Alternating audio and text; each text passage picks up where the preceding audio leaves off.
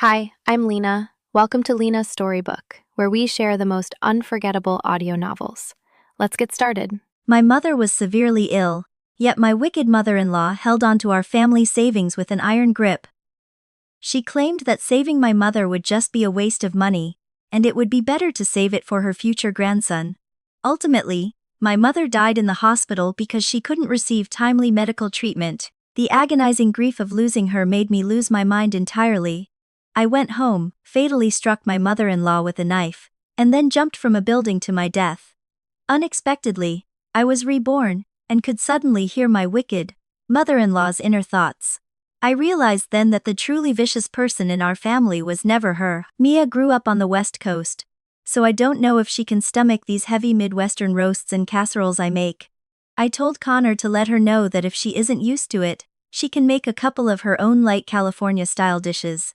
And I'll learn how to make them for her in the future. She's so incredibly thin.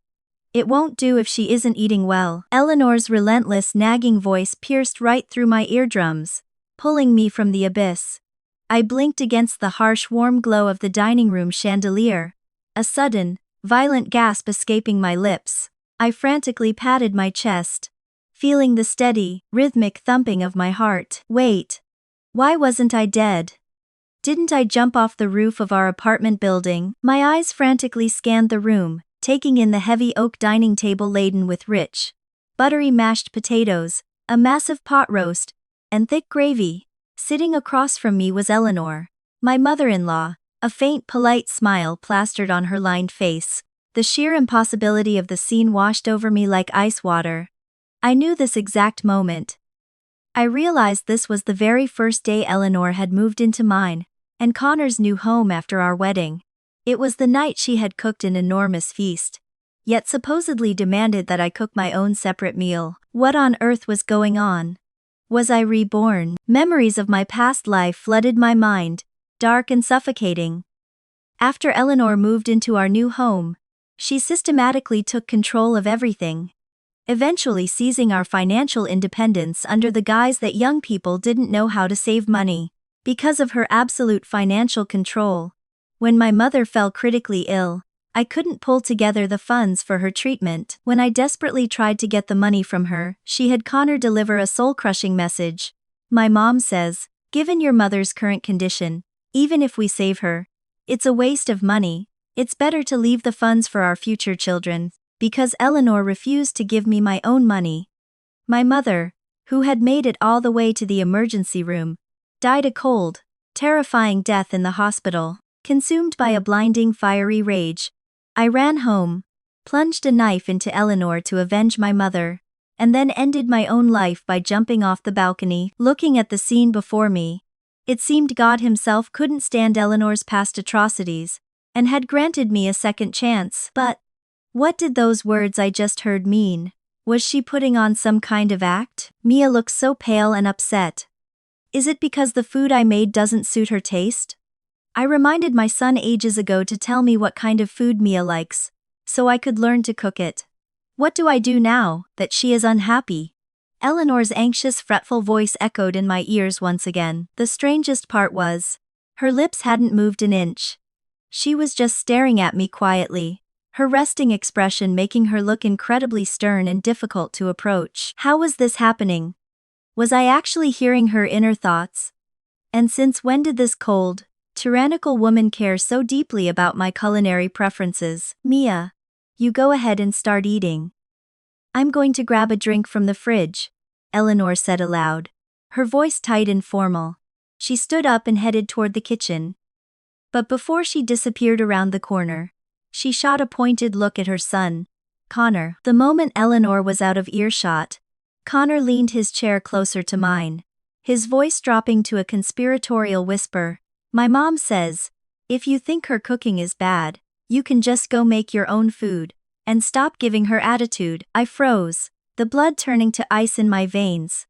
Was that really what his mother's inner thoughts meant just a moment ago? Connor had fed me this exact same line in my previous life, and I had been so inexplicably furious that I lost my appetite entirely and stormed straight back to our bedroom.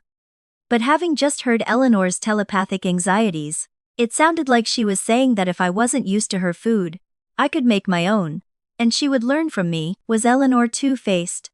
Acting sweet in her head but vicious in reality? No. Something about this felt fundamentally wrong. While the resentment from my past life regarding her actions burned brightly in my chest, I knew I couldn't just throw a hysterical fit and kick her out on day one. I needed a strategic plan to make her leave this house on her own accord. And as for Connor, I needed to pave the way for our divorce. In my past life, he was a spineless mama's boy who blindly followed her every command, ultimately leading to my mother's death. I'm giving her attitude, I sneered, staring coldly at Connor, my voice devoid of any warmth as I slammed my fork heavily onto the wooden table. I haven't said a single word, and you've already convicted me of a crime. Connor jumped, clearly not expecting me to lash out so suddenly. He nervously tugged at the sleeve of my blouse. What are you doing? Haven't I told you a million times that my mom has a bad temper? Don't make a scene over something this small and upset her. Your mom has a bad temper, I retorted, my voice rising in a pitch that demanded attention. Well, don't you know that my temper is bad too? In my previous life, I had constantly compromised, pitying Connor for being caught in the middle of the classic wife and mother tug of war. Whenever I could swallow my pride, I did. But in this life, I had absolutely no intention of enduring a single second of it. Right on cue, Eleanor stepped out of the kitchen, carrying a pitcher of iced lemonade. What is going on here? Mia, did I make something that doesn't suit your appetite? Tell Mom what you like to eat, and I'll go learn how to make it. As she set the pitcher down, she shot a fierce glare at Connor. Is that how you speak to your wife? I sat back utterly baffled. Eleanor hadn't used my outburst as an excuse to pick a fight with me. Scientifically speaking, this made no sense compared to the monster I knew. I wouldn't dare give attitude, I fired back, rolling my eyes and injecting my voice with heavy sarcasm. Didn't you just say that if I don't like it, I should cook for myself and stop giving you an attitude? From now on, I'll handle my own meals so I don't inconvenience you, ma'am. To my surprise, Eleanor looked absolutely dumbfounded upon hearing this. Did I ever say such a thing? She thought to herself, her inner voice echoing with genuine bewilderment in my mind. She immediately turned her sharp gaze to Connor.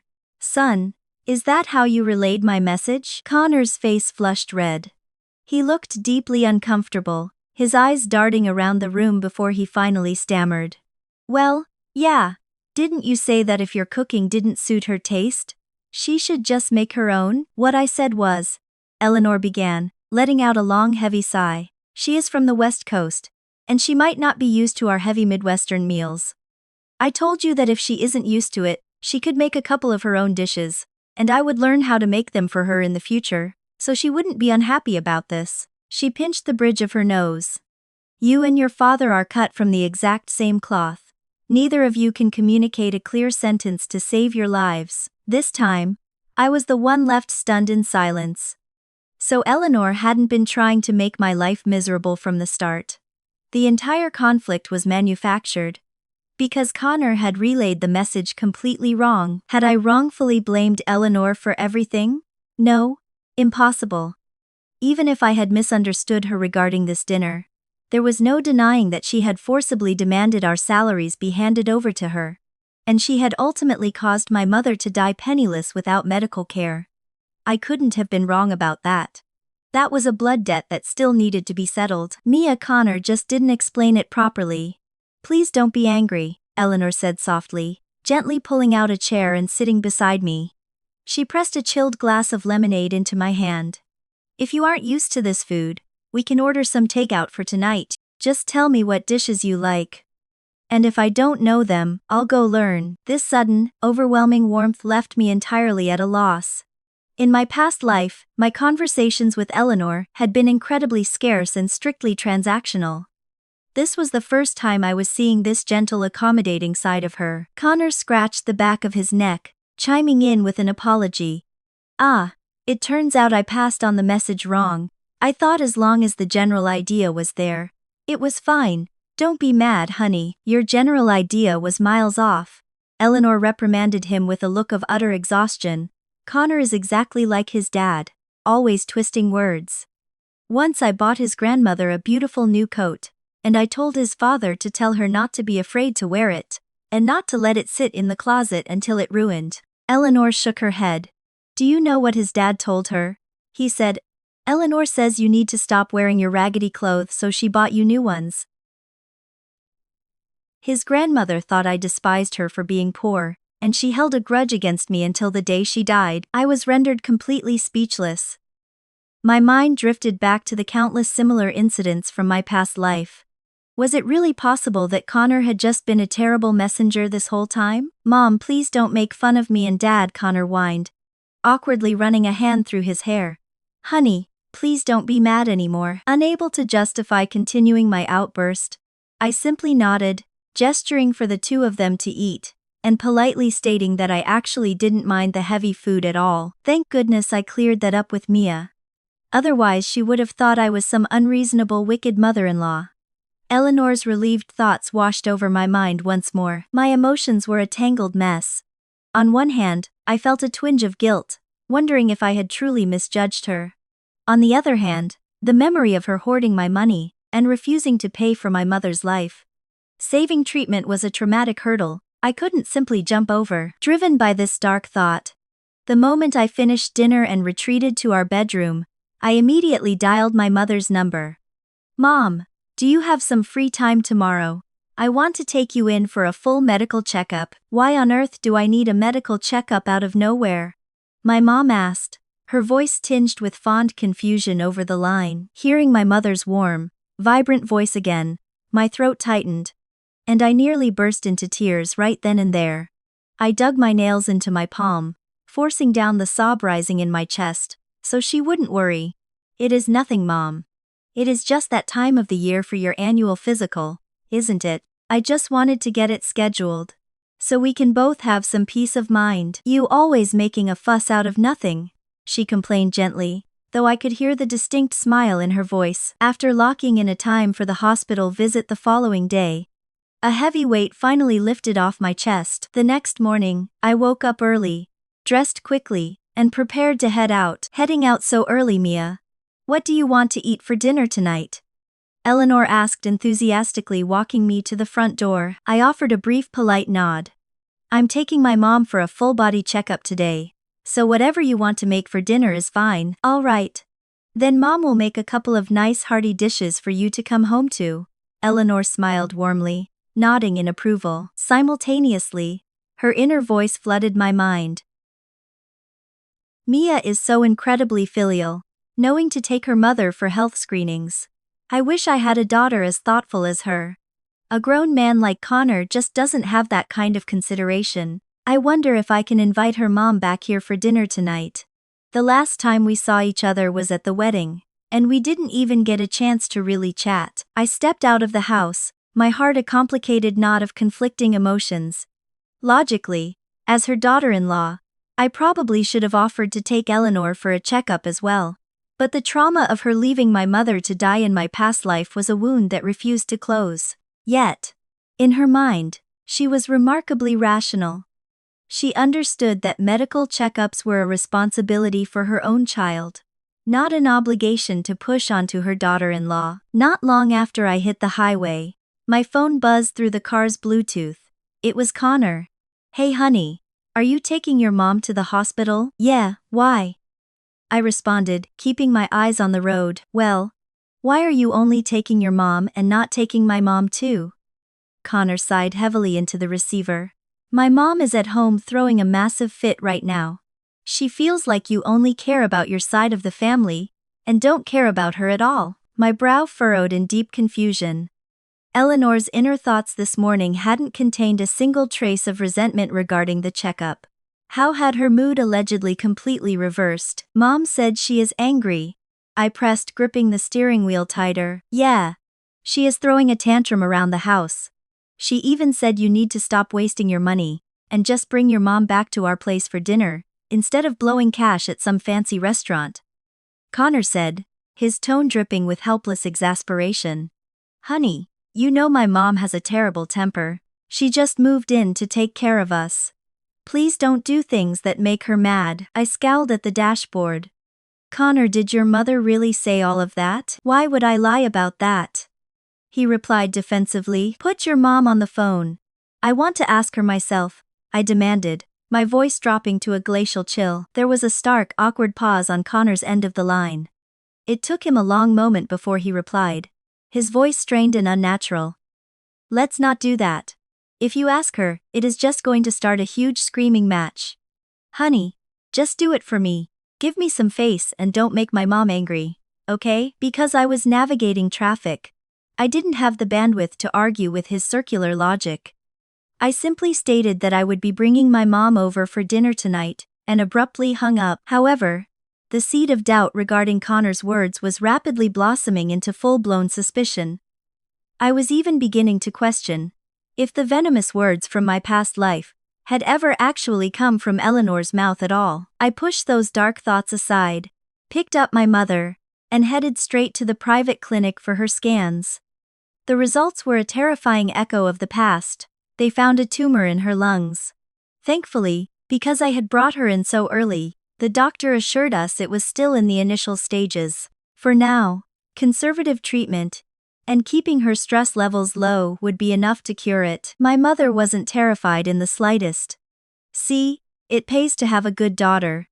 If you hadn't forced me to come get checked, I never would have known I was growing a tumor. Catching it this early just means it isn't my time to go yet. Seeing her upbeat mentality brought me immense relief. However, remembering the impending, inevitable confrontation with Eleanor and Connor tonight, I felt a migraine coming on.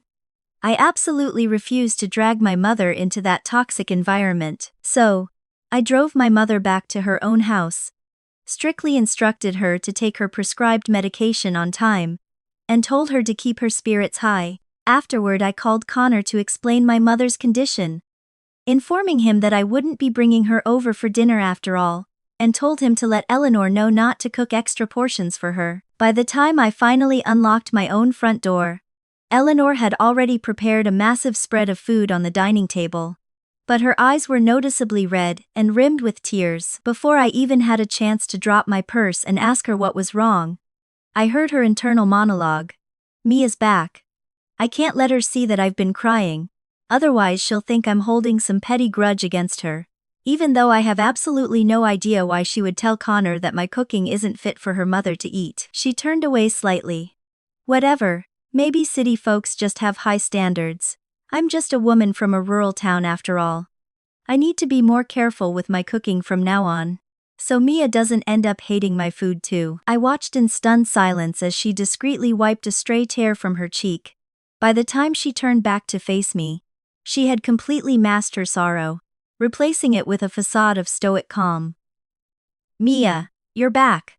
Let's sit down and eat. She immediately walked toward the kitchen to fetch the bowls and silverware. Meanwhile, Connor was slouched comfortably on the living room sofa, mindlessly scrolling on his smartphone. Hold on a second, I said, my voice echoing sharply in the foyer, stopping Eleanor in her tracks.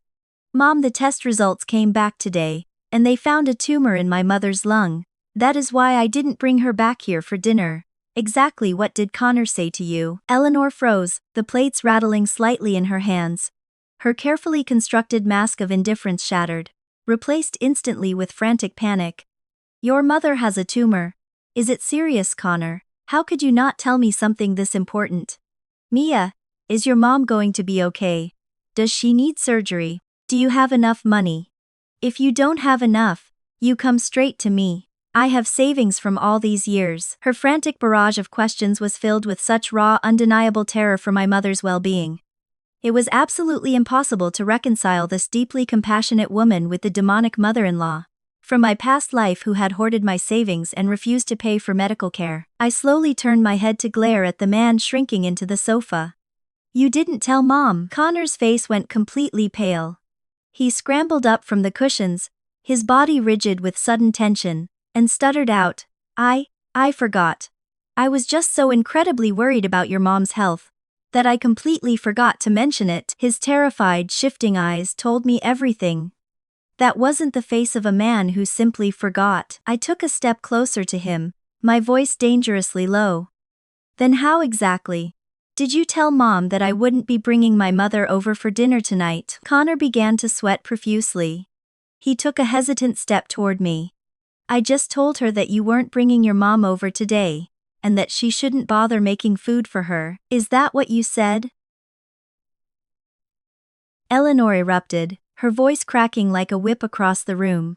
You specifically told me that Mia said my food was entirely unfit for her mother to eat, and that I shouldn't waste my time slaving away in the kitchen. Eleanor glared at her son with a mixture of disgust and profound disappointment. Yet in her mind, I heard a fervent prayer of gratitude. Thank goodness. I really thought Mia despised me. It was just my son ruining the message again. They are exactly alike, him and his father. Neither can pass on a simple message without causing a disaster. He nearly made me completely misunderstand Mia. I knew it. Her thoughts continued. Mia is such a wonderful girl. She could never be the kind of snob who looks down on rural country folks. While Eleanor was finding comfort in the thought that this was just a harmless miscommunication, my blood ran colder than ice. From the very beginning, Eleanor had never disliked me. She had actively wanted us to live in peace and harmony. Based on her frantic reaction to my mother's illness just now, she was clearly not the kind of monster who would intentionally withhold money and watch a family member die, which meant the core of the rot in this house came entirely from Connor. Was this really just a case of passing on the wrong message? I didn't believe that for a single second. Connor worked as a communications director in local government. He was a civil servant who had climbed the ladder by being meticulously careful with his phrasing.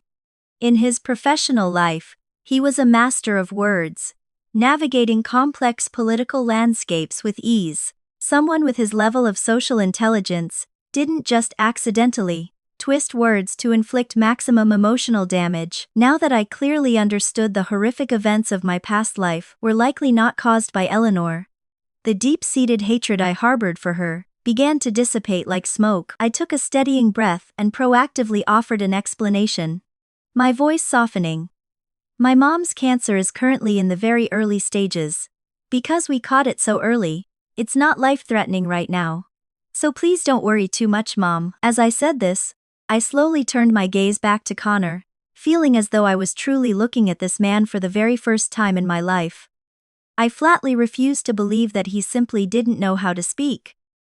He had a fantastic career, having successfully passed the rigorous civil service exams to land a cushy, high-level job in local government. He spent his days swimming in a sea of bureaucratic sharks. How could a man like that not understand the delicate art of communication? This realization pointed to one sickening conclusion. Everything that happened in my past life was entirely Connor's own doing. A wave of profound nausea washed over me at the thought. I couldn't believe I had spent 7 years of my life with this man, and completely failed to see his true colors. Mia, sweetheart, please don't be angry with him. You know Connor just has a clumsy mouth. He gets it from his father. In the past, his dad's inability to speak properly caused countless misunderstandings between me and his grandmother. Men are just like this. Don't lower yourself to his level, Eleanor said, stepping in to vigorously defend her son. Connor immediately sat down right beside me on the sofa, his eyes wide and brimming with fabricated guilt. Honey, it is entirely my fault. I just don't know how to talk. If you're upset, just take your anger out on me. But please don't stay mad at me, okay? I stared at him, my expression freezing into a mask of ice. It was incredibly difficult to wrap my head around the fact that this seemingly harmless, straightforward man was putting on an Oscar-worthy performance. He was acting, and he was doing it right in front of his own wife and his own mother. Connecting this to the tragic misunderstandings Eleanor mentioned between herself and Connor's grandmother, I couldn't help but let my suspicions run wild. Fine, it is fine. Just don't twist words around like that again, and ruin my relationship with your mother, I replied, pulling myself out of my dark thoughts, and giving a curt nod. I decided to play along. I needed to see exactly what other despicable tricks Connor had hidden up his sleeve. Did Eleanor have any idea that her own flesh and blood was actively scheming against her? Over the next few weeks, because of my mother's illness, my schedule was packed. I was either at the office working, or over at my mother's house, keeping her company, and trying to keep her stress levels down. Consequently, I spent very little time at my own home. Eleanor was incredibly understanding and supportive. She frequently made rich, nourishing bone broths and hearty stews, packing them up in thermoses for me to take to my mother. She even proactively suggested that, if I had the time, I should take my mother on a relaxing vacation. Didn't the news say that sometimes when cancer patients go traveling and get in a good headspace, the cancer just clears up on its own? She had offered earnestly. It was abundantly clear that Eleanor genuinely cared about my mother's deteriorating health, and was doing everything she could to help. Connor, on the other hand, had completely dropped his facade of being a caring, attentive husband. One evening, I had just finished my shower and walked back into our bedroom when I saw Connor sitting on the edge of the bed, looking at me with a hesitant, conflicted expression. My brow furrowed instantly. This was exactly how it happened in my past life. The exact same hesitant look he wore, right before he told me Eleanor wanted to seize total control of our household finances. "Honey," Connor started, his voice a cautious, testing whisper, when he saw I wasn't going to initiate the conversation. "What is it?" I asked, toweling off my hair. "Well, I need to talk to you about something, but promise me you won't get mad." "Okay," he said, meticulously observing my facial expressions as he spoke. "Did you do something to betray me?" I asked, letting out a sharp, cold laugh. "What? No. How could I? I would never do anything in my entire life to betray you." "Honey," Connor quickly backpedaled, making himself look as small and submissive as possible as he shifted closer to me. He looked every bit the picture of a perfect, devoted husband. When I didn't respond, Connor took a deep breath and pushed forward on his own. "It is like this. Now that my mom has moved in to take care of us, we obviously can't expect her to pay for the daily household expenses out of her own pocket, right?" I nodded slowly. "Of course not. Is the $5,000 a month I give for groceries and bills not enough? I can add another $8,000 for her personal allowance." Hearing how generous and accommodating I was, a bright, eager smile broke across Connor's face. "You're the absolute best, honey, so thoughtful." "But honey, my mom has another idea," he continued, his tone turning grave. "She thinks that since we are a young couple, we have no discipline when it comes to saving money. She says it would be better if we handed our paychecks over to her every month. She'll just give us a little bit of spending money, and she'll help us put the rest of it into a savings account." "This is your mother's idea?" I asked, my face darkening as my voice dropped an octave. Connor nodded earnestly. "I know this request sounds completely unreasonable, but my mom is just doing this for our own good. Besides, other than our basic household expenses, we really don't have anything we desperately need to spend money on right now anyway." "Connor, did you conveniently forget that my mother is currently sick and needs medical treatment?" I snapped, my voice cracking like a whip. "Honey, please don't get upset. I know your mom is sick right now, but didn't you say her condition isn't that serious? Her pension and retirement funds should be more than enough to cover it. Right? You know how my mom's temper is. Once she sets her mind to something, nobody in this family can say no to her," he pleaded, reaching out to grab my hand. "Honey, seeing your mom get sick makes me incredibly worried about my own mom's health. If we just hand our money over to her now, it'll make the old lady happy. If she is in a good mood, she is less likely to get sick. Ultimately, a situation like this benefits us too, doesn't it?" Connor smoothly rationalized, trying to guide my thoughts exactly where he wanted them. I found the entire speech absolutely laughable. I knew for a fact that Eleanor wasn't the one demanding this money. So what exactly was Connor trying to do with my entire paycheck? Was he cheating on me?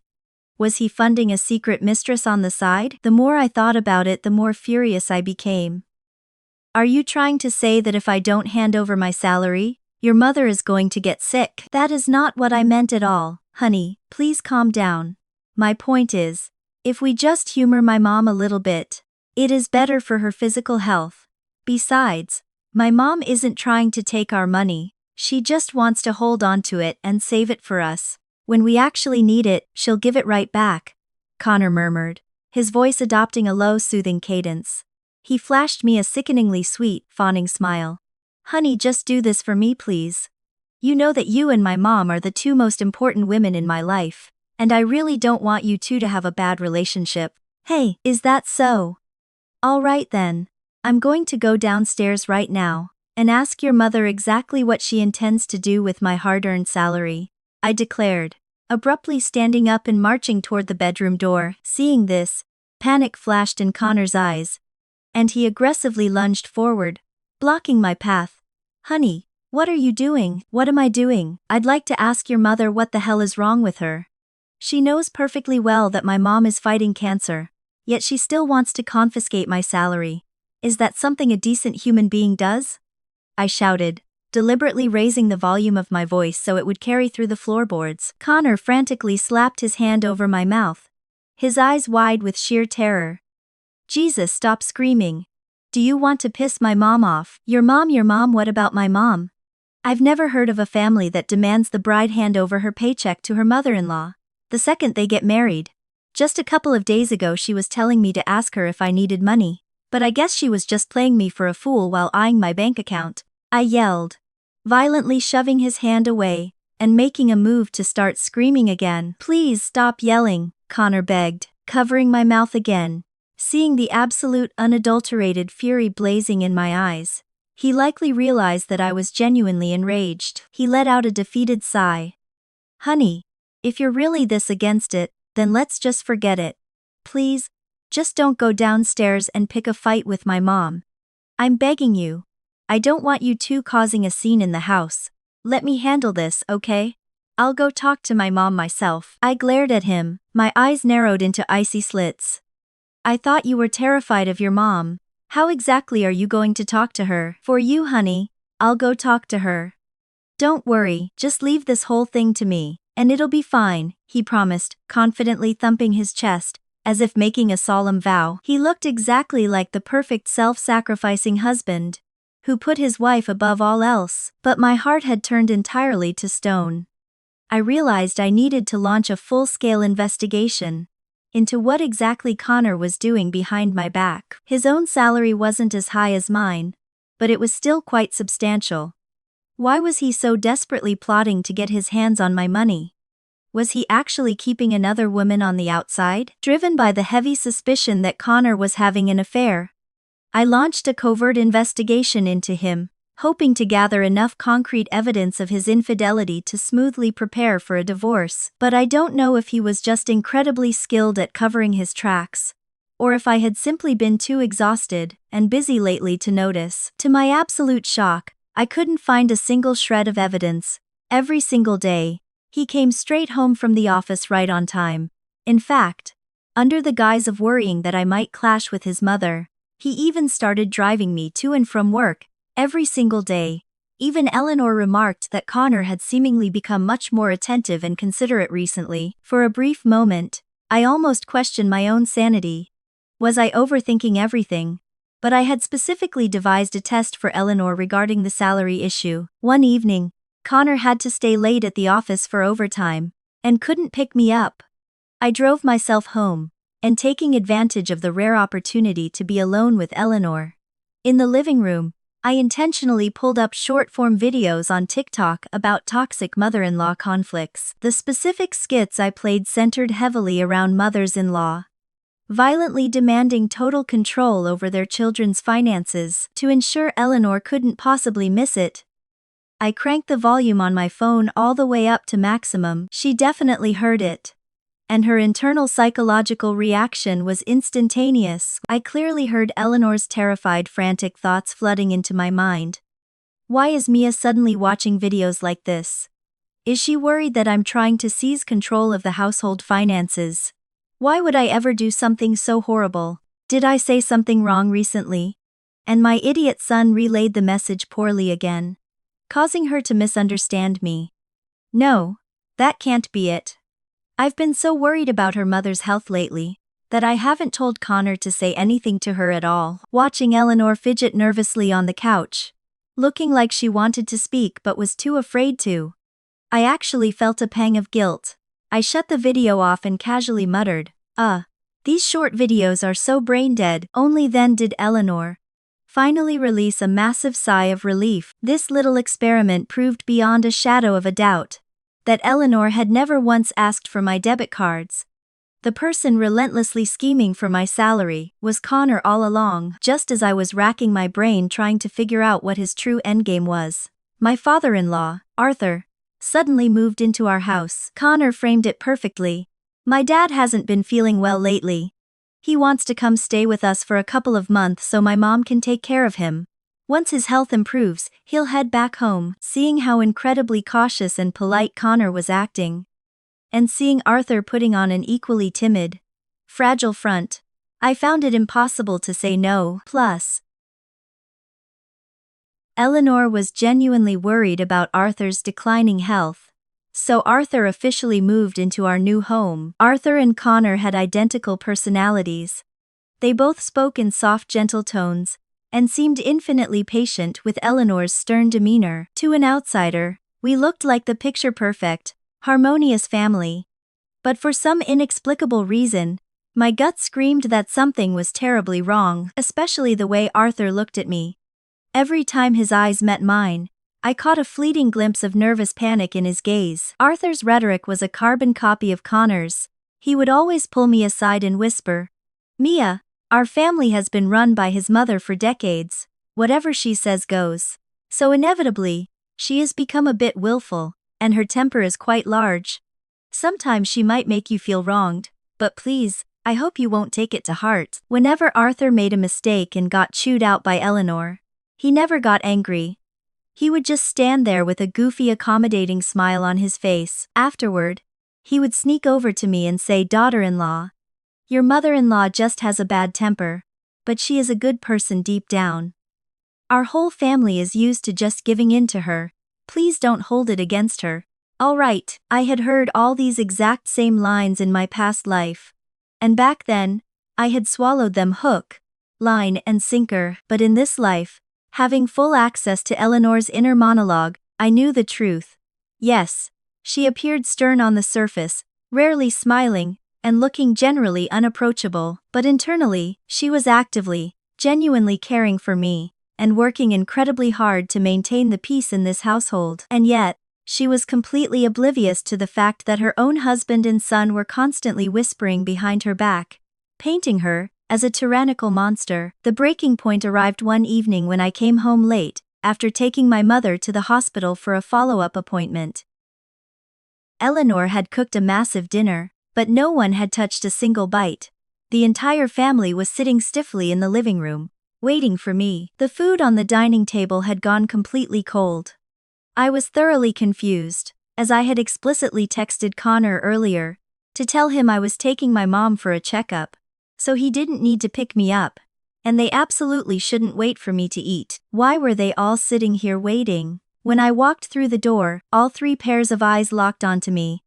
Eleanor's expression was noticeably dark and rigid. Connor, looking deeply panicked, jumped up from his chair and rushed toward me, aggressively winking and signaling with his eyes. The second he reached me, he violently grabbed my arm to support me and practically shouted, "Mia, you're feeling sick, right?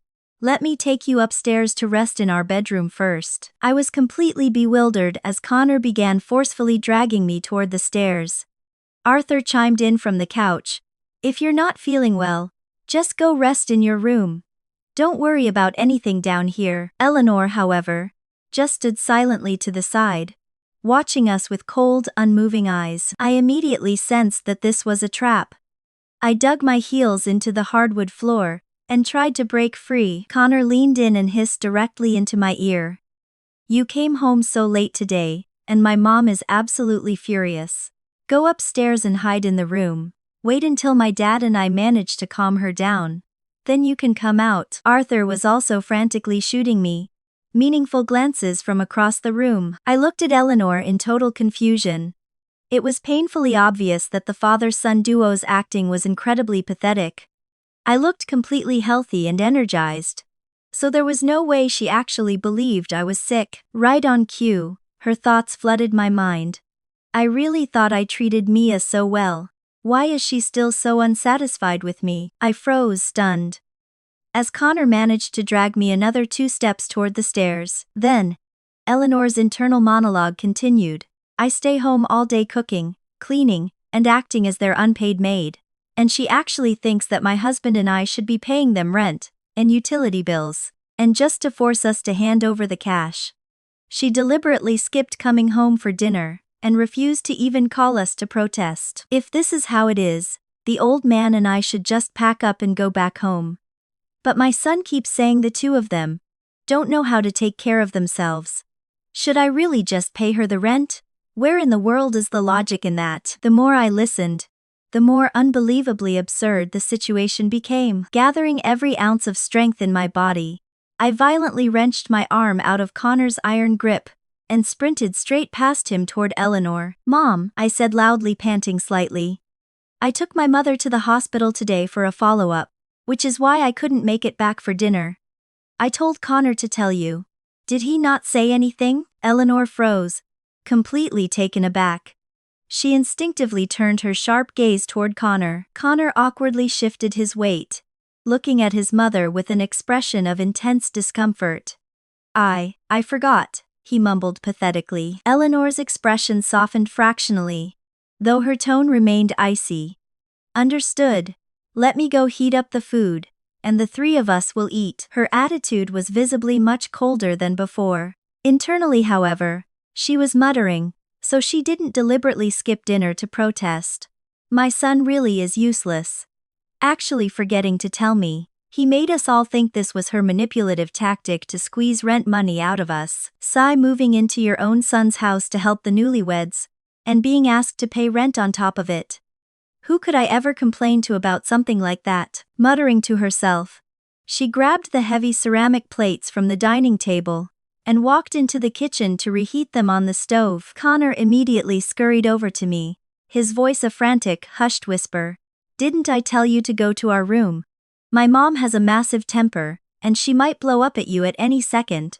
Get out of here, my dad and I will handle this. He is right, Mia. Hurry up and go upstairs, Arthur urged, hovering anxiously. Once we calm her down, everything will be fine by tomorrow. Don't stay down here. You'll just end up bearing the brunt of her anger. Thinking back to Eleanor's internal monologue, a chilling realization hit me. What exactly was Connor plotting?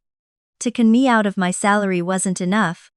He was actually trying to scam his own parents into paying him rent. Why had my private investigator found absolutely nothing? Was my investigator just incompetent, or was there a much deeper, darker secret here? Determined to blow this wide open, I completely ignored the 2 men desperately trying to herd me away, and marched straight into the kitchen. Eleanor was standing by the stove, her face grim as she dumped the cold food back into the pan. I didn't hesitate. Mom, Connor told me that you wanted us to hand our entire salaries over to you to manage. Upon hearing those words, the heavy metal spatula slipped from Eleanor's grip and clattered loudly against the tile floor. She whipped her head around, staring at me in sheer disbelief. Why in the name of God would I want you to give me your salaries? Feigning innocent curiosity, I pressed on. Didn't you say that we were young and couldn't save money? And that we needed to give it all to you to manage? When on earth did I ever say anything like that? Eleanor was genuinely furious now. Her eyes widened in anger as she countered. Weren't you the one who demanded that Arthur and I pay you monthly rent to live here? Rent? When did I ever say that? I gasped in manufactured shock. I actually said that since you work so hard taking care of the house, we should give you $5,000 a month for groceries and bills, plus an extra $8,000 a month as your personal spending money.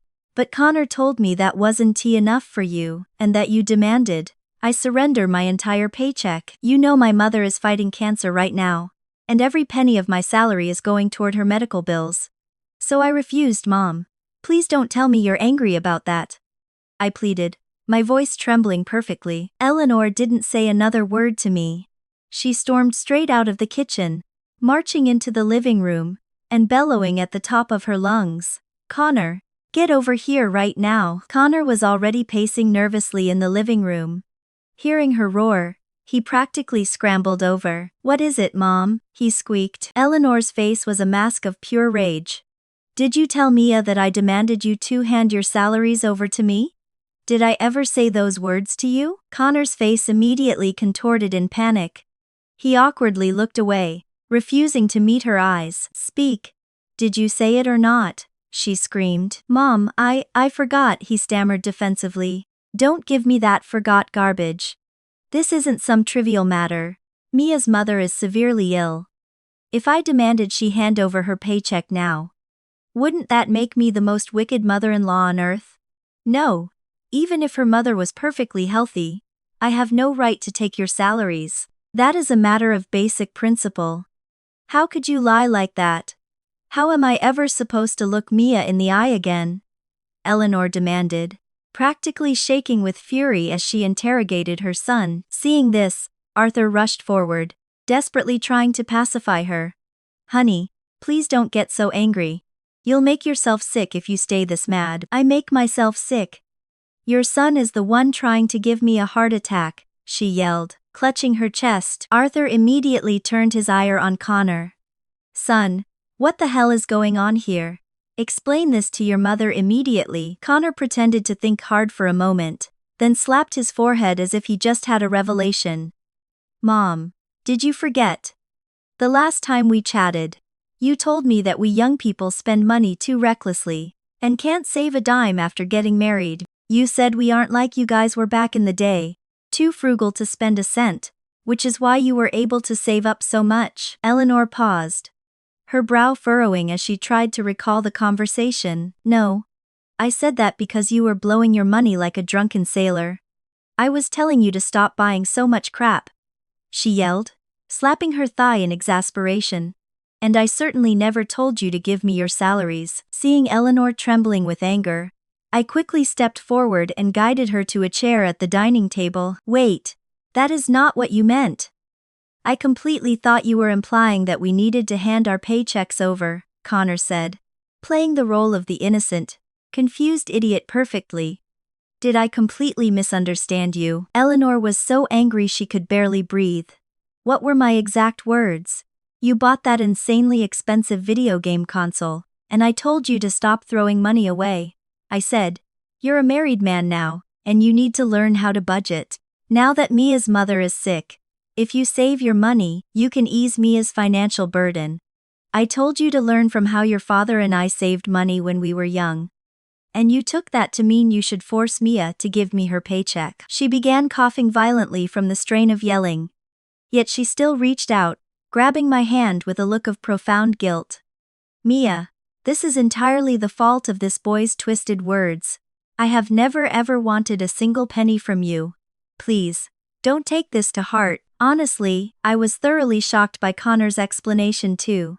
Was this really how his brain interpreted things? A sentence clearly meant out of deep care and concern for me had somehow been weaponized into a demand for my salary. Eleanor was still drowning in self-blame. Thank God you came directly to me to ask, Mia. Otherwise this misunderstanding would have festered forever. I am truly not that kind of unreasonable monster. I patted Eleanor's hand soothingly, then turned back to Connor. Connor, then why did you tell Mom that I was demanding she pay rent? At this question, visible panic washed over Connor's face once again. Eleanor remembered this as well. Exactly. I told you Mia didn't seem like the kind of girl who would do that. But you swore she was demanding rent from me and your father. What is the meaning of this?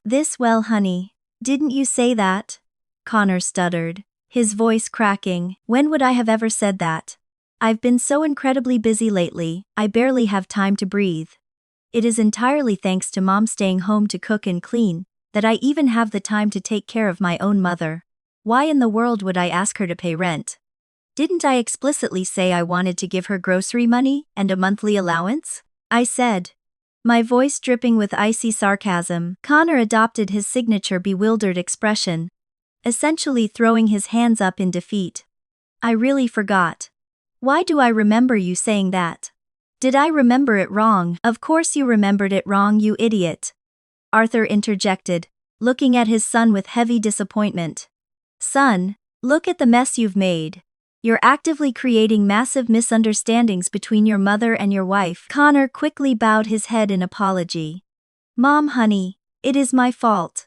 You both know that sometimes I just completely misunderstand what people mean. Please don't be mad. The blame for this falls entirely on me. I'm so sorry, okay? Eleanor, ultimately unable to stay furious at her own child forever, let out a long, heavy sigh. You idiot. What if you had made Mia hate me forever? She then turned to me, her voice softening. Mia, please don't be angry with him. You know Connor just doesn't know how to speak. He doesn't do this maliciously. From now on, I won't say much to him at all, just to prevent him from twisting my words and making you misunderstand me again. In that moment, a light bulb went off in my head. I finally realized exactly why Eleanor had always been so tight-lipped and silent in my past life. A wave of profound injustice washed over me on her behalf. But given the situation, I couldn't expose my hand just yet. I simply looked at Connor and said flatly, as long as it is just a misunderstanding, it is fine. I honestly thought you were trying to steal my money to do something shady. Connor turned ghost white in an instant. Honey, what are you talking about? How could I ever do something shady? I just totally misinterpreted my mom's words. Please just forgive me this once. Eleanor chimed in. You men just don't know how to communicate. Son, you need to realize that you are the bridge in this family. Family harmony relies entirely on you acting as a solid bridge. If this bridge can't deliver the right messages, it severely damages my relationship with Mia. She sighed heavily again. You are exactly like your father. You can't speak, and you can't understand what other people are saying. Years ago, the horrible relationship I had with your grandmother was entirely because your father couldn't act as a proper communicative bridge. Arthur rubbed the back of his neck sheepishly. Honey, you know I'm just a bit dense. I never did it on purpose. Rest assured, as long as I know what a good person you are in my heart, that is enough for me. Once Eleanor's mood had stabilized and she returned to reheating the food, I excused myself to head upstairs and take a shower, needing to wash the hospital smell off me. As I walked, I kept analyzing the situation. Had I really just misunderstood Connor? Was he really just a complete idiot who misunderstood Eleanor's words? And had he also somehow just unconsciously misunderstood my words about the allowance? After stepping out of the shower, I dried off and prepared to head back downstairs to apologize to Eleanor. After all, the last time Connor forgot to tell her I wouldn't be home for dinner, I had failed to call her myself, leading to them waiting all evening for me. As I walked past Arthur and Eleanor's bedroom, the door was slightly ajar. Suddenly, I heard Connor's voice drifting out from inside. Now that they've cleared the air, it is going to be completely impossible to get Mia to hand over her debit cards. I froze dead in my tracks, my hand hovering just inches above the doorknob. So my initial suspicion hadn't been wrong after all. It really was Connor scheming to get his hands on my paycheck this entire time. The bedroom door was cracked open, just a fraction of an inch, allowing Arthur's hushed conspiratorial voice to drift out into the hallway. Why didn't you just coax your wife properly? Why did you let her go straight to your mother to confront her? The second those two compare notes, your entire cover is blown. How was I supposed to know? Connor replied, sounding completely defeated. I set it up perfectly with her. I told her I would solve the problem. And I've been acting incredibly stressed and exhausted for days, just waiting for her to ask me what is wrong, so I could blame the pressure on Mom. Who knew she would just bypass me entirely? Don't lose hope just yet, Arthur said, a hint of frustration in his voice. What have I taught you all these years? In a household, the only way a man gets to live comfortably is if his mother and his wife hate each other. Your mother pities you. So to help you hold your head up high in front of your wife, she'll give you all her money. Your wife pities you. So to lessen your burden, she'll swallow all her grievances for your sake. That is exactly how I've survived all these years. And look at how great my life is. Arthur chuckled softly, a sound that made my skin crawl. Women are simple. As long as you whisper some sweet nothings, act a little submissive, and show them some fake consideration, they go completely soft. For decades, your mother has thought I'm a saint, enduring everything just for me. Before your grandmother passed away, she handed her entire pension over to me. And your grandma would still secretly slip me cash on the side, If those two hadn't been at each other's throats for 30 years, do you think I would have had it this easy? I know, Dad. I've been watching and learning from you my whole life, Connor whined. But now Mia is taking everything straight to Mom. What am I supposed to do? What do? You coax her. Arthur instructed smoothly, clearly a master of manipulation. Keep her sweet for now, and don't try to stir the pot between them immediately. I'll handle your mother and keep her calm. Once they both lower their guard, you go to your wife and tell her that today, you only admitted to misunderstanding your mother to save her face. Tell Mia your mother actually wants her paychecks, but was just too embarrassed to admit it when confronted directly. When the time comes, I'll back up your story. Problem solved. You're a genius, Dad. Connor practically worshipped him. Learn from this, son. You still have a long way to go to match your old man, Arthur boasted gleefully. Once you have both your mother's and your wife's money firmly in your own bank account, the good days will roll in. Those two women will despise each other so much that they'll fiercely compete for your affection. You just play both sides, and you'll live like a king. Arthur paused, his tone shifting to something much darker. Honestly, trying to get her debit cards right now was a bit rushed. Your relationship with your wife isn't quite rock solid yet, but her mother just got diagnosed with cancer. All of Mia's money is going to be thrown into a black hole of medical bills. That is your money she is spending. You need to get it back, fast. Connor aggressively agreed. Exactly. All the money in this family belongs to me. What right does she have to blow my money on her mother's treatments? Even if her mom dies, it shouldn't be with my cash. Right, that is exactly how it should be. So son, you need to hurry up and get your wife back under your control, Arthur concluded. Standing in the hallway, my entire body was shaking with such violent rage that I had to bite the inside of my cheek to keep from screaming and kicking the door down to tear their faces off. But there were two grown men in there, and if things got physical, Connor might actually resort to domestic violence. I forced myself to turn around and quietly walked away. My jaw clenched so tight my teeth ached. It was utterly laughable. I had suspected he was cheating, but the truth wasn't about another woman. It was purely about an inherited, sociopathic level of greed, orchestrating lifelong psychological warfare between the women in their family just to reap the financial rewards. This father-son duo was beyond repulsive. The horrifying realization washed over me. In my past life, my revenge had been aimed at the completely wrong target. Eleanor had been played like a fiddle by these two monsters for her entire life. Just like I was, I stormed into the guest bedroom, dragged out a suitcase, and began throwing my clothes inside. This marriage was over.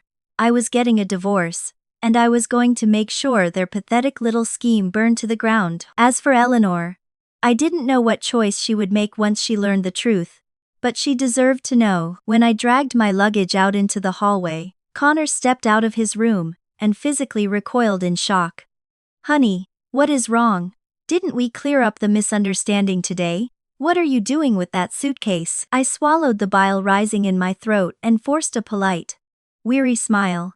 At the follow-up today, the doctor said my mom's condition has deteriorated slightly. I'm going to go stay with her for a few days to keep her spirits up, so she continues her treatments. Even though I hated cursing my own mother's health, I needed an airtight excuse to get out of this house immediately. May my mother live a long, healthy life. Please ignore my lies, I prayed silently. Connor immediately put on a mask of deep concern. Deteriorated. Out of nowhere. Do you want me to come with you? No need. You upset Mom today, so you should stay here and spend some quality time with her, I said briskly, hauling my suitcase down the stairs. Eleanor was wiping down the kitchen counters. When she heard the clatter of the wheels, she hurried out and looked at my luggage in alarm. Mia, what is happening? I gave her a brief explanation about my mother's worsening condition, and added pointedly, Mom, from now on, if you need to tell me anything, please just call my cell phone directly. Don't use Connor to pass messages anymore. We don't want any more misunderstandings between us. Connor stood on the staircase, awkwardly running his hand through his hair, his face flushing red. After making sure my boundaries were set, I dragged my suitcase to my car, and drove straight to my mother's house. When my mother opened the door and saw my luggage, her eyes widened. "Mia, what are you doing here? Can't I just come keep you company, Mom?" I whined softly, burying my face in her shoulder. She gently but firmly pushed me back, inspecting my face. "Cut the crap, tell me exactly what happened. You aren't impulsive. With your in-laws living at your place, showing up here with a suitcase means something major went down. Are you afraid they'll misunderstand?" Her eyes flashed with maternal fury. "Tell me right now. Did someone bully you? Because I'll march over there right now and tear them a new one." Watching her roll up her sleeves, ready to go to war for me. The image of her lying helpless and dying in a cold hospital bed in my past life flashed through my mind. A sharp, agonizing pain pierced my chest. I quickly grabbed her arm. "Mom, nobody bullied me. But something did happen, and I'm going to need your help to pull something off." "What is it?" "You just say the word and I'll do it," she said fiercely. We sat down in her living room, and I told her every single disgusting word I had recorded Connor and Arthur saying. I laid out my entire plan. Hearing how the father and son operated, my mother was completely enraged. "They say a husband is supposed to be the bridge in a marriage, but your husband is just sitting there collecting corrupt toll fees. Your poor mother-in-law, being married to a monster like that for so many decades. No wonder everyone warned me she was a difficult woman before the wedding. It turns out Arthur and Connor were just sabotaging her reputation from the inside out." Fuming, my mother wholeheartedly agreed to follow my plan. Through a friend's connection, I quickly got my mother admitted into a high-end private hospital.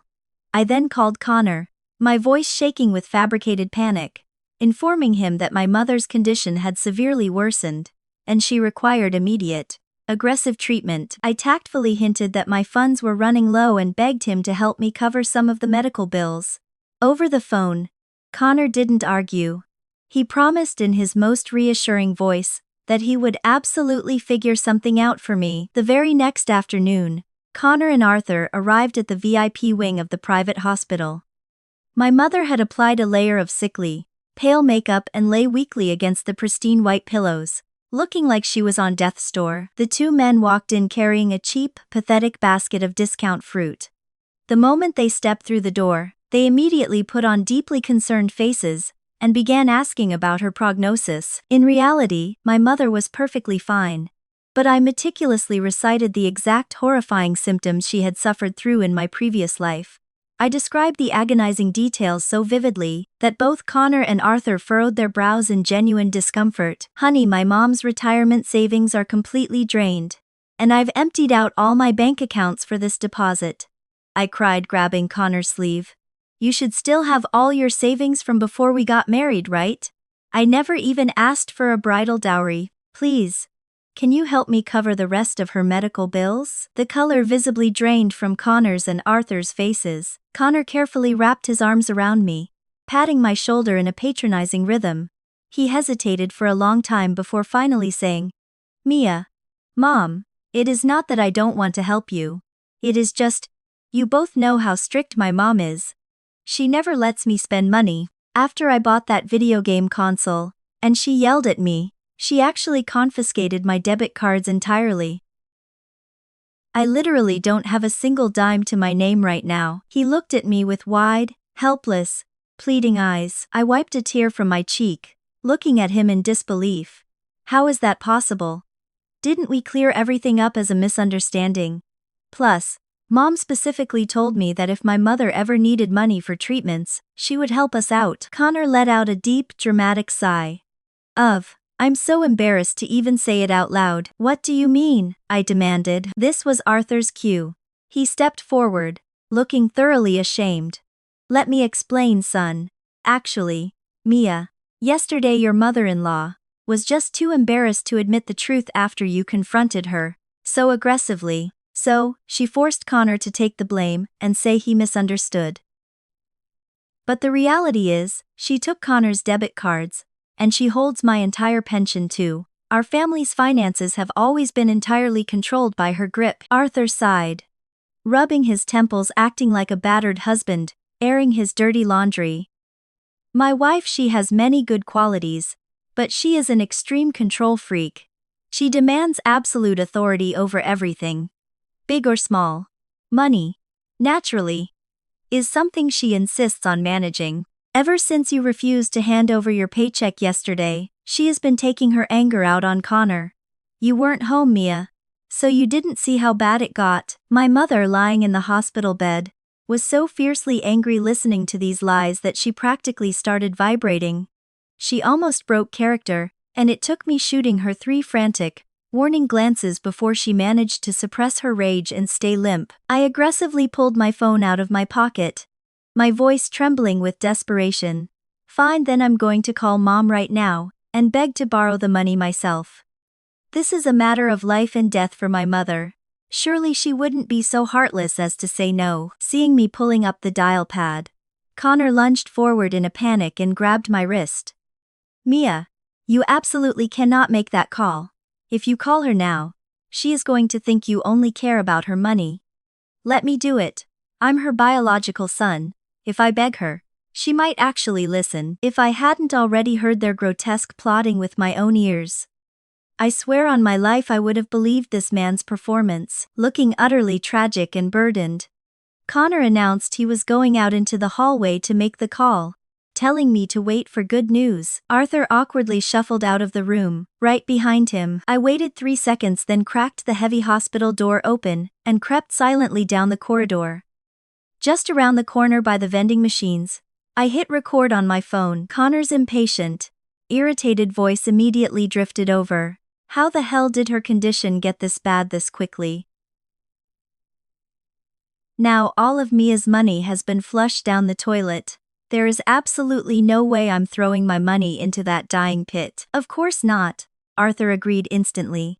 We need to formulate a plan to get Mia's salary card into your hands immediately.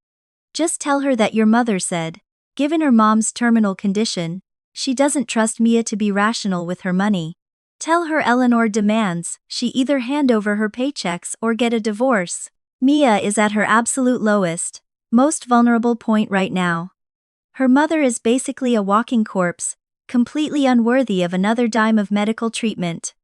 If you coax her right, she'll cave and listen to you. Will that actually work? Connor asked, sounding slightly apprehensive. Arthur scoffed arrogantly. It will absolutely work. Years ago, when your grandmother, your mother's mom, was hospitalized and needed money, this is the exact trick I used. I took your mother's debit cards and blamed the whole thing on my own mother. Your mom hated my mother with a burning passion for years because of it. It wasn't until your uncle finally paid out of pocket to cure her mom that your mother finally stopped resenting my family. All right. Then I'll go back in there and tell Mia exactly that. Connor agreed. But what if she insists on confronting my mom face to face again? What are you afraid of? When she breaks down crying in a minute, you just play the supportive husband. Arthur coached. I'll go home, pack your mother up, and take her somewhere else so Mia can't even find her. Then, using your mother's name, you can threaten and bribe Mia at the same time. Her salary will be yours in no time. Once her mother drops dead, you'll be the only family she has left in this world. Since you're pushing all the blame onto your mom, Mia will aim all her hatred at her, preserving your perfect marriage, Arthur continued smoothly. Then you just secretly slip Mia a little bit of your own cash out of pity. Play the absolute good guy. She'll be so incredibly grateful. She'll be dead set on you for the rest of her life. Trust your old man on this. Having captured every single sickening word, I stopped the recording, silently slipped back into the hospital room, and waited. A few moments later, Connor and his father returned to the VIP suite. Both of them walked with their heads hung low, wearing expressions of profound shame and defeat. Connor gritted his teeth, forcing a strained, tearful crack into his voice as he looked at me. Mia, I am so sorry.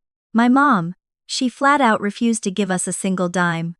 She said that given your mom's condition, even if we managed to save her temporarily, it is just a massive waste of cash. She said there is no reason to blow money that should be saved for her future grandchild. He looked at me with eyes brimming with fabricated agony. Honey, my mom also said that she won't feel at ease unless you hand your debit cards over to her right now. If you don't, She is going to force us to get a divorce. She said your money should be saved for our future children, not wasted on a hopeless terminal illness. I looked at Connor, my eyes wide with perfectly acted grief and fury. Connor, did your mother truly say those exact words? Mia. I am so sorry, it is our family that has failed you, Arthur chimed in, looking deeply remorseful. But Eleanor has absolute authority in our house. We are completely powerless against her. Connor nodded vigorously. Mia, I'm so sorry. I really can't do anything about my mom.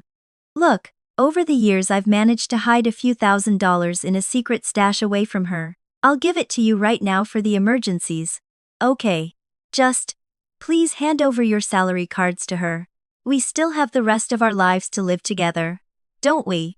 Watching these two men plunge to depth of shamelessness I didn't even know existed, I slowly reached out and turned the brass handle of the ensuite bathroom door. I pulled it open. Eleanor, whom I had locked inside the bathroom half an hour before they arrived, stepped out into the light. She stood there, staring at her husband and son, her eyes radiating a cold absolute zero intensity. When, exactly, did I ever say those words? Connor and Arthur staggered backward, absolutely horrified to find Eleanor standing right there in the hospital room. Mom, how are you here? Connor stammered, taking a trembling step toward her, but Eleanor violently shoved him away. If I wasn't here, how would I ever have the privilege of hearing how my own husband and son orchestrate my villainy behind my back? Eleanor said, her voice shaking with devastating disappointment as she looked at them. Even though I could feel the suffocating wave of heartbreak radiating from Eleanor's mind, I didn't hesitate. I pulled out my phone, cranked the volume to max, and played the audio recording I had just captured in the hallway right in front of her. As the recording played, the color completely drained from Eleanor's face, transforming into a mask of pure unadulterated fury. Meanwhile, Connor and Arthur turned a sickening shade of purple. When the audio reached the part where Arthur bragged about intentionally withholding money when Eleanor's own mother was dying, Eleanor completely snapped. She let out a guttural scream, lunged forward, and delivered a devastating, open-handed slap squarely across Arthur's face. Smack! Arthur, you sick bastard. Are you even human? She shrieked, tears of sheer devastation pouring down her face. For years, because of what I thought your mother did, I was too deeply ashamed to even speak to my own family.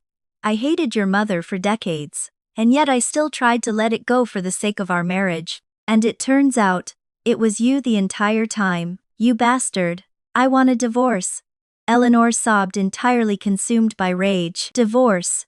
Are you out of your mind, Eleanor? At your age, you're actually screaming about a divorce over some petty family drama? Arthur roared, his face twisting into a mask of righteous indignation. He looked at his wife with absolute disbelief, as if she had just uttered the most blasphemous, ungrateful words ever spoken. Connor, completely panicked by the sight of his mother's uncharacteristic violent rage, quickly stepped in to run interference. Mom, what kind of ridiculous nonsense are you spouting?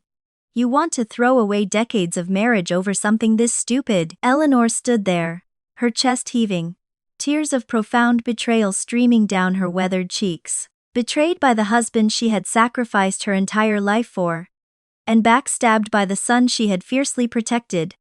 She was hyperventilating, so consumed by grief and fury, that she physically couldn't force another word out of her throat. Seeing the two men immediately try to gaslight and belittle her entirely justified anger, I stepped out from the bathroom doorway, my posture rigid, and my voice dripping with absolute disgust. Connor, you can stop worrying about your parents' marriage right now, I said, my voice eerily calm and piercing through the chaotic room. Because you need to listen to me very carefully. I am divorcing you too. Mia. Have you completely lost your mind too? Connor shouted, his eyes bulging as the sheer volume of his voice completely eclipsed his father's. Your mother is literally lying right there, about to die. I am the only family you have left in this entire world, and you want to divorce me right now? Whack! Before I could even formulate a response to his repulsive manipulation, a heavy hospital-grade orthopedic pillow flew through the air, and slammed squarely into the side of Connor's head. "You're the one who is about to die. You and your father are a pair of absolute sociopaths. If anyone deserves to drop dead, it is you two," my mother bellowed at the top of her lungs. She sat completely upright in the hospital bed, ripping the heart monitor clips off her fingers.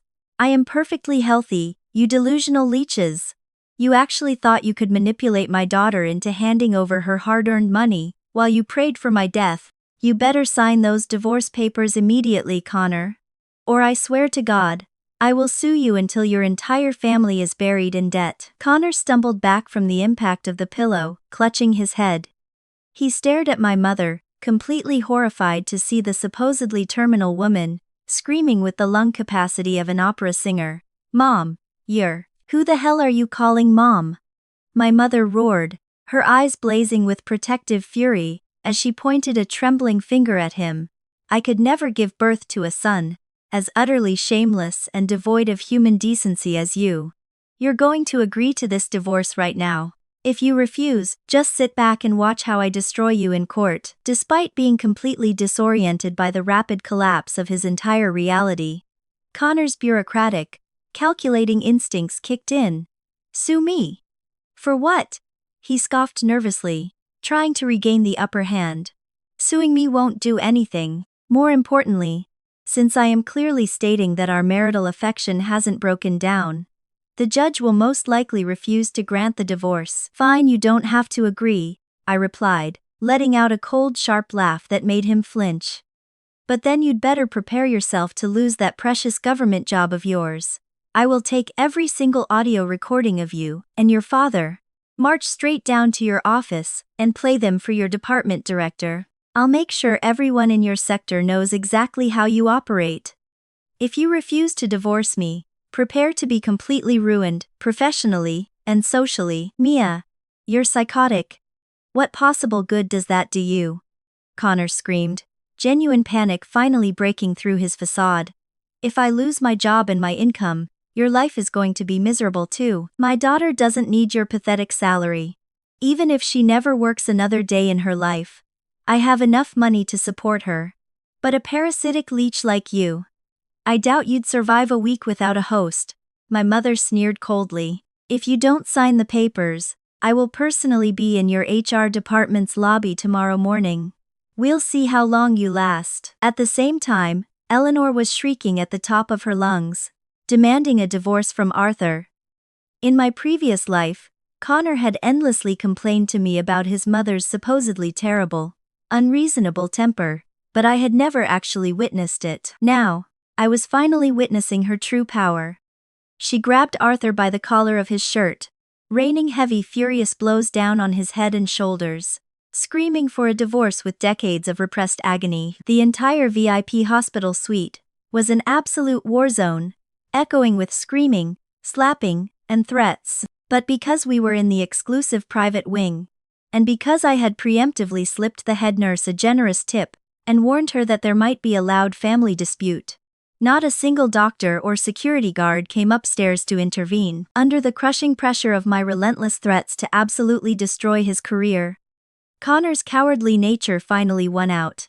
Terrified of losing his comfortable government position and the social prestige it brought, he begrudgingly agreed to sign the divorce papers. Arthur, however, was stubbornly arrogant.